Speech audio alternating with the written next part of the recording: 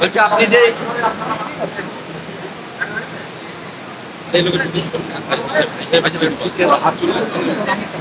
ঠিক আছে সমস্যা নেই, আপনি দাঁড়ান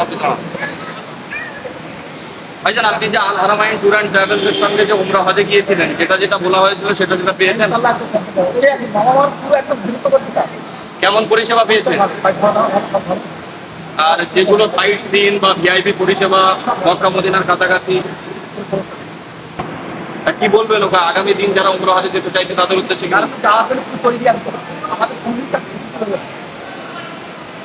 কোথা থেকে গিয়েছিলেন? কোথা থেকে গিয়েছিলেন? না বলছি আপনার বাড়ি কোথায়?